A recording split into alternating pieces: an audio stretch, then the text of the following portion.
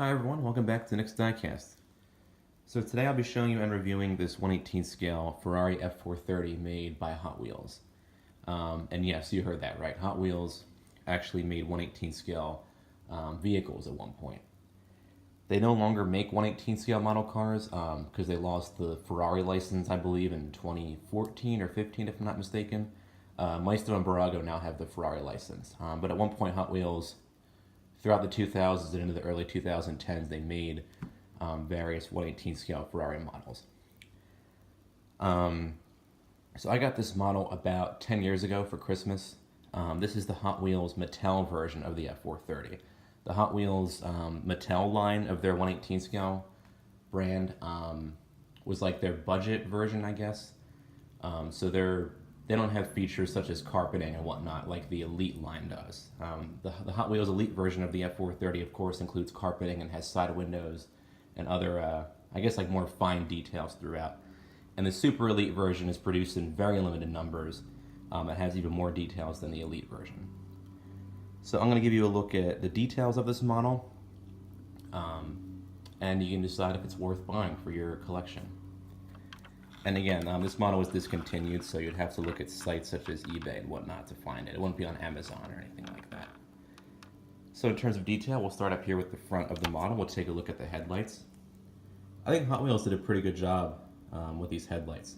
The lenses are nice and flush with the body. There's no big gap between the plastic and the metal. The bulbs are done in these kind of chrome plastic pieces. They kind of look like they're turned on the lights from a distance, which is a really, really cool effect. The background is black, just like on the actual tail lights. I feel like there should be something, I'm sorry, the actual headlights.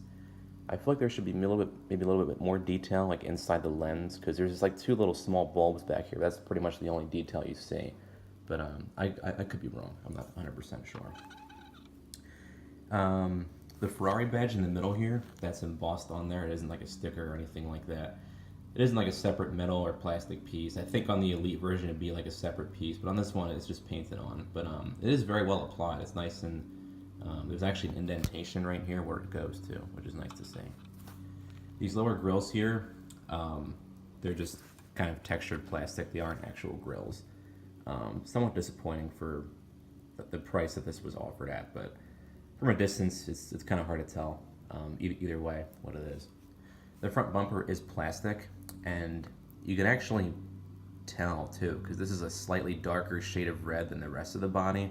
Doesn't look too good if you're looking at it in direct light, but in this type of lighting you can't really tell. But it would have been nice to see him do either a metal bumper or at least paint it more properly to match the metal components of the car. Moving along to the side of the model, we'll take a look at these wheels.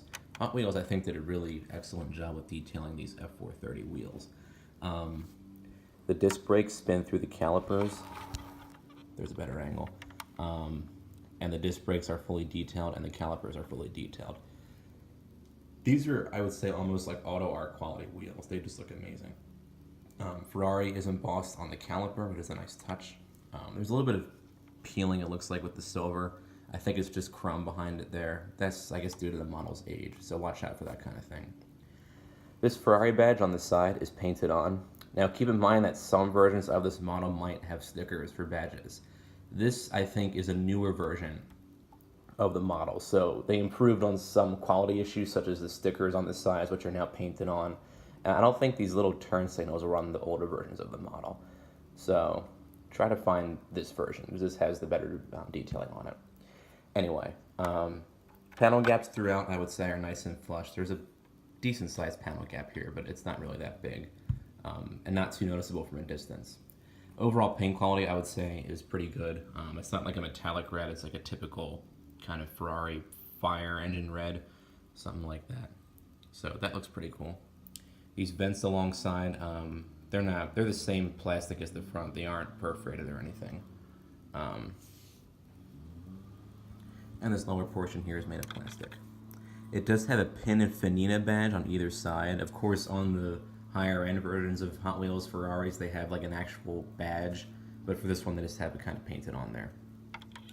Moving along to the rear, there are a couple of surprising details. The first one being that this is actually a separate badge back here, this Ferrari inscription. And that's a really, really cool touch, because most models of $50 like this one would have been, would just have a painted badge. But this one is a three-dimensional metal badge, which is really, really cool. And especially for Hot Wheels Mattel version, like their regular version, to have such a detailed badge is kind of surprising to see. This badge here is also a separate piece. That is plastic, this horse back here, but it still looks very good, I would say. The taillights look pretty good. Hot Wheels painted these silver reverse lights. Some versions of this model won't have them. They'll just be plain red. So you could add those on if you wanted to. But there's no pegs to be seen, which is a nice touch. The exhaust pipes, although they're done in chrome, they are hollowed out completely. If you stick like a pencil in there, you can actually, it would actually go through, I believe.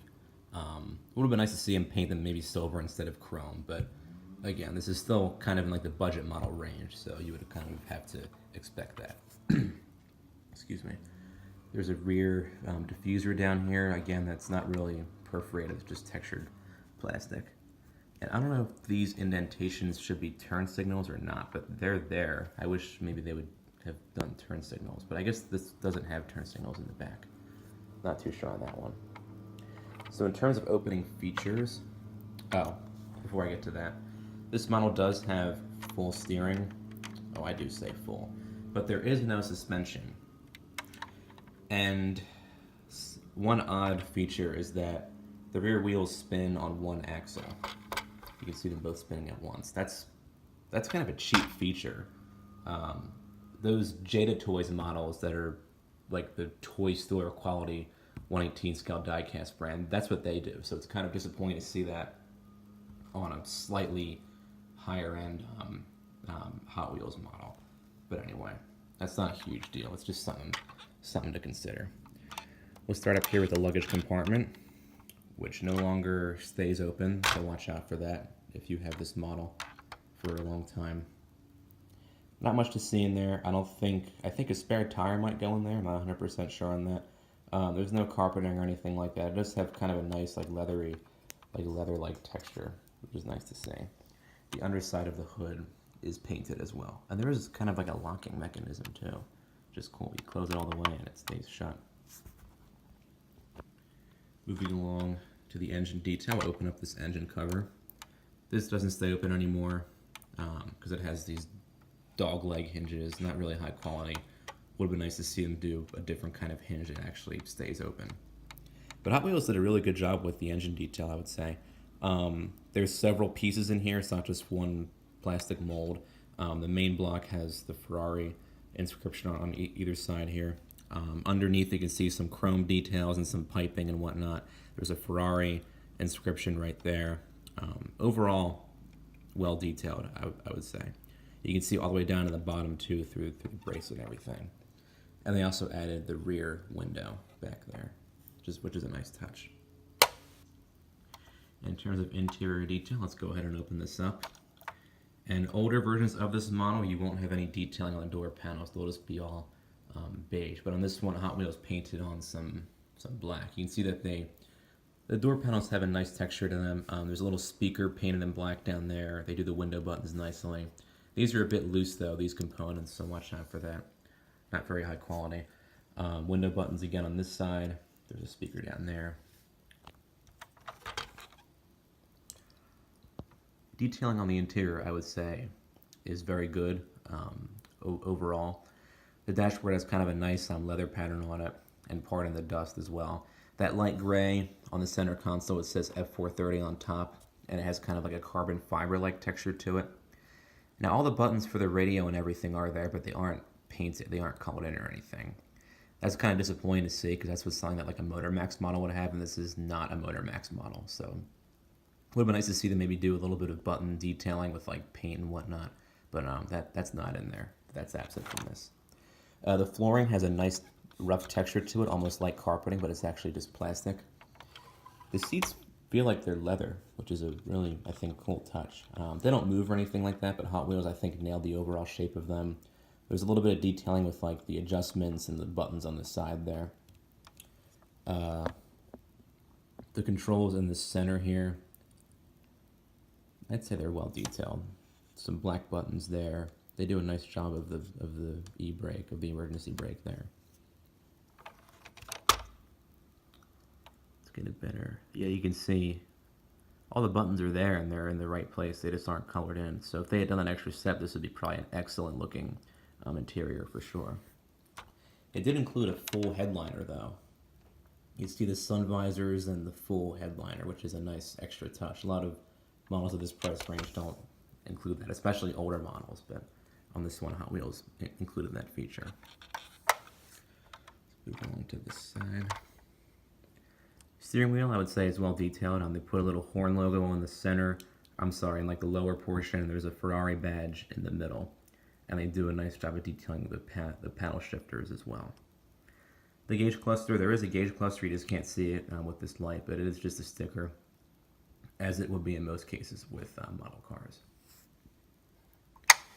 On the undercarriage, there really isn't anything to see. It just says Hot Wheels Ferrari F430. The real undercarriage, I think, would be covered for like aerodynamic purposes anyway, so it's not a big deal. So overall, if you're a fan of the Ferrari F430, I think Hot Wheels is the only one who made the F430 in 1/18 scale. Actually, no. BBR made a Ferrari F430 Spider for more than twice the price of this when it originally retailed. It all, I would say, comes down to how big of a fan you are of the F430 and what color you want it in. The very traditional Ferrari red with the beige interior, if you're looking for that color scheme, then Hot Wheels would have you covered, because they made this in both the Elite version and the Spider version and all the versions in that red color with the beige interior. I would say it's overall a good model, and if you find one for a decent price, I would say definitely add it to your collection if you're into supercars or Ferraris and whatnot. Alright, thank you for watching. Be sure to like and subscribe as always, and also check out my Instagram page called Nick's Diecast page. That's in all lowercase and no spacing. Thanks for watching, guys.